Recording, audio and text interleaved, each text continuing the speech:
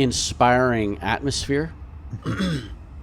And so I think, we do really cool sets, and that's a big thing that's a part of our Sunday school.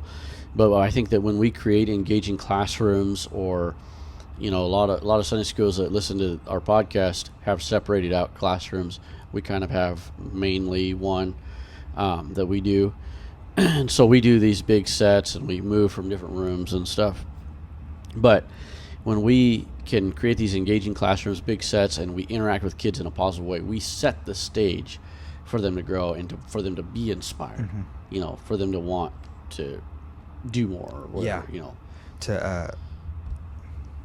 And it's crazy as far as, like, I've been up here for a little while, and I've seen the growth and the changing. It's like, I was thinking even this morning how we're starting to get to the transition where we're starting, like, all our older kids are, like, we're starting to lose all of them. And so now, like, we're getting... Isn't that crazy? It's wild. Makes you feel old, huh? It does make me feel old, yeah. But I was thinking about, as far as creating an engaging classroom, as far as believing in the kids, as far as believing and putting faith in that they can rise to the occasion. Yes. I remember hearing a story many, many years ago. I can't take any credit for this, but there was a brand new teacher that came to a school to start teaching. It was I believe it was like a high school or a middle school. It was a high school. Okay. It was a high school. And they, unfortunately, in this school, they had some notorious rough kids that basically there was teachers that were saying, listen, if you put this person in my class, I'm done. I'm out. I'm retiring. I'm done. Oh, wow. So unfortunately, they gave all the troublemakers, all the bottom of the barrel kids to this one teacher. She would have them all the time. They wouldn't. So she had the worst They ones. wouldn't go from class to class to class. So she had them all the worst ones. Oh, wow. Well, she started looking through their files and looking and seeing, and she's like, that doesn't seem right.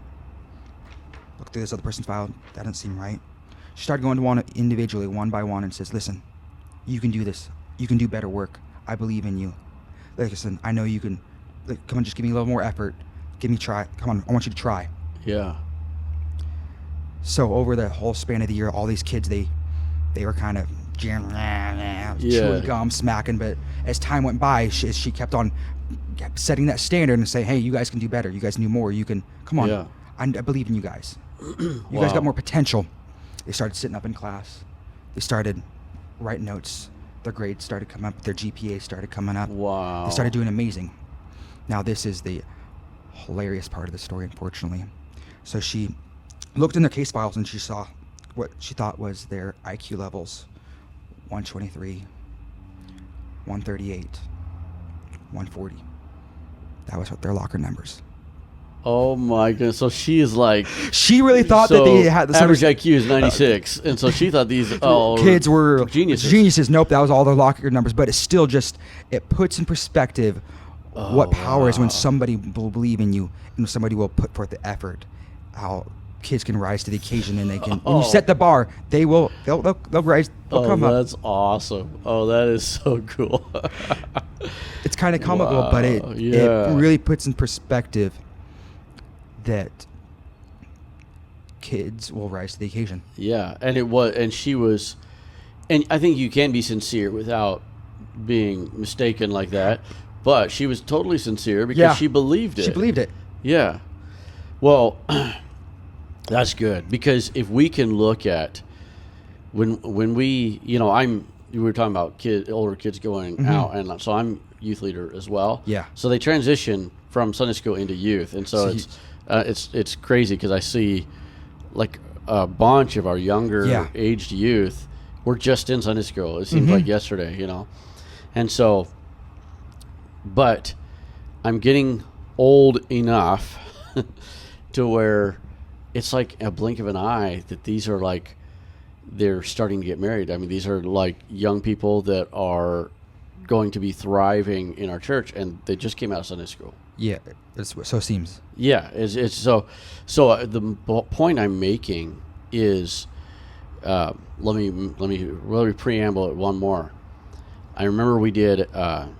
Were you in the space theme? I helped take down Space Theme. I had not started so that helping was right yet. when you started. Okay, right after. So we did Space Theme, and we rotate themes. I mean, we don't always rotate themes, but we try to wait on a theme like 5 or 6 years because of the 5 through 11 age group. And so we did it was kind of a joke, but we had this big tote that has a bunch of our space.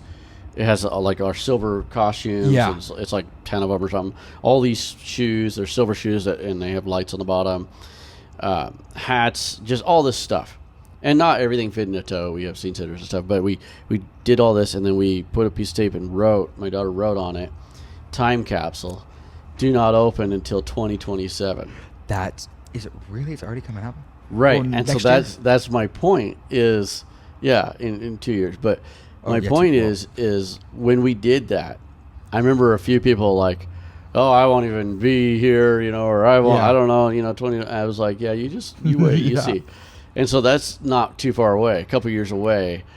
And Yeah, 2 years. yeah, so those I know people, why. I know why I said next year. I've been looking at dates and Oh, stuff. so time flies, I Mm-hmm. guess is what I'm kind of saying. And so when we can invest in these kids Mm-hmm.